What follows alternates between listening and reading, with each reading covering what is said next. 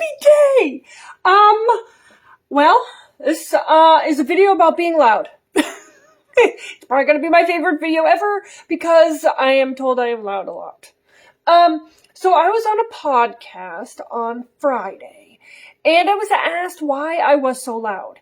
And I answered it, and then I thought more and more about it. I talked to my husband about it, and I realized that talking out loud, right, because I am an external thinker, which is also why I'm loud, I need to listen to talk and not just listen to listen. It's my learning style and modality. And I'm loud because I have to say it, right? So I'm talking to my husband, and the more I talk about it, the more it makes sense to me. And I have a few reasons why I'm loud. So my very first reason is that that's my temperament. I'm a loud person. I don't realize I'm being loud a lot of the time. My husband used to be like, "Shh, I'm right here. You don't have to yell." And then I get all frazzled, like, "Cha!" And so now he puts me in like a little headlock and kisses the top of my head. And that's basically, "Shut up, honey, you're being too loud." So the very first reason is it's my temperament. I came out loud. I am loud. Another reason I'm loud is that when I first started doing social media, I was a little late to the game, guys. I've only been doing this for a couple years, where I feel like everybody else has been doing it for like 10 or 12 years. That I was quiet at first.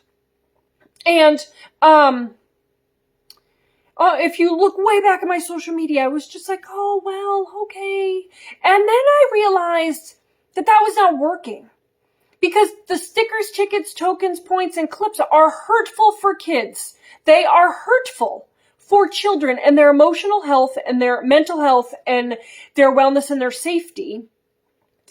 And, right, that's what the research shows. And if you have new information, you can see it. So if you need new information, guys, I'm here, of course. But it's hurtful.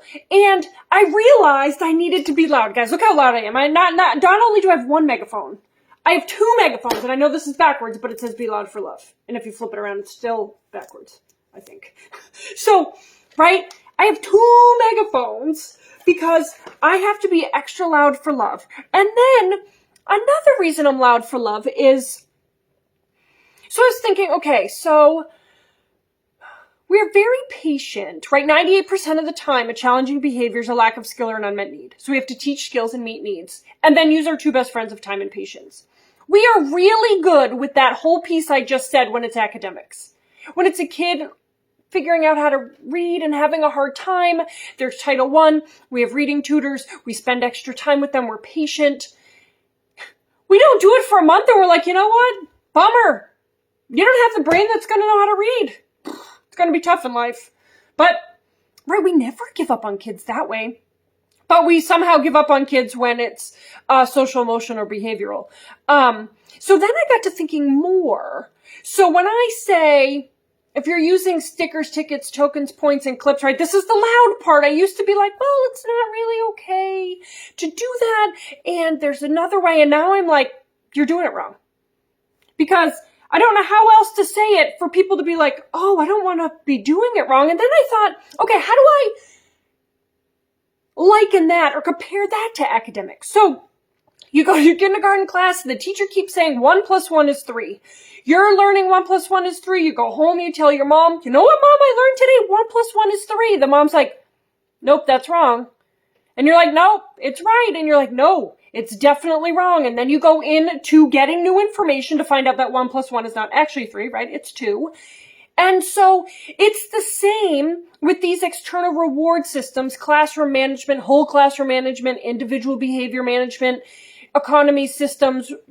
External rewards is that it's wrong, guys. It's not like if I change a strategy, there's a new heart one right now that makes me crazy. It's now like, now we're going to put a heart up with little hearts. And if you get the little hearts because you're kind to each other, you get an external reward. I thought, right? And when we give external rewards, we're actually diminishing internal motivation. So come March, we're going to have a lot of kids who are not kind anymore. That's just what research shows, is that once you take it away, kids either go back to the way they were, and you know what? Kids are more kind than they are unkind. But now it could flip. You could have kids who are like, you know what? I did that. I used to do that for a prize. I'm not going to do it just for nothing, right? We're teaching them that we're now dangling kindness. It makes me so crazy.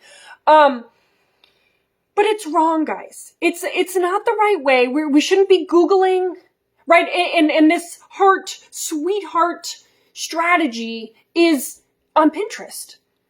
And maybe I have to say this every day. Maybe I have to make a reel every day that says if you're going to Pinterest, Etsy, or Teachers Pay Teachers, you're doing it wrong.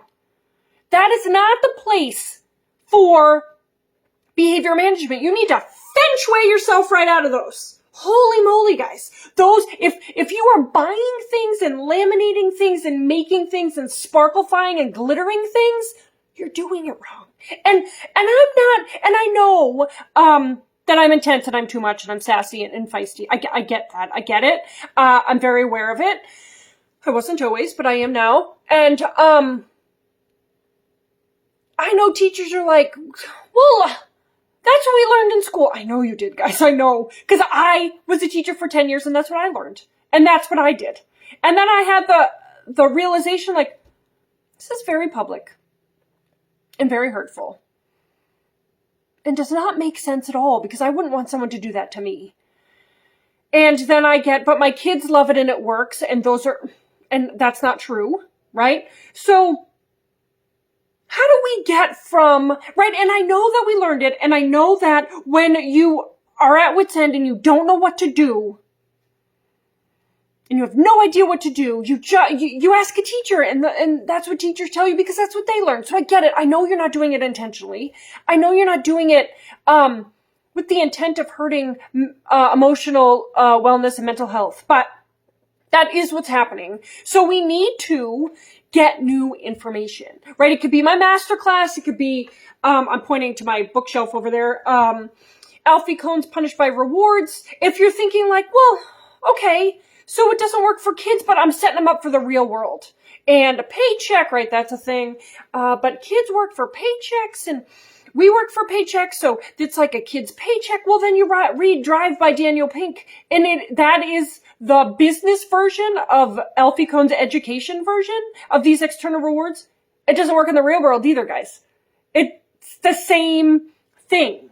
And, so you can read those books. You can read anything by Brene Brown. She's the shame and vulnerability researcher. You can check out my reels. I have a part 1 and a part 2 of all the books I recommend. So let's not answer the question. When I say trash, stickers, tickets, tokens, points, and clips, I get the question, what do I do instead? Remember, guys, I feel like I say this every day, but if in case you're new here, you haven't seen one of my videos where I've said this, it's not what do I do instead. That's not the right question. The right question is what new information do I need so I know what to do instead while taking care of emotional health and emotional wellness and mental health. Okay, guys, so I'm here. Of course, we need to be really loud, guys, because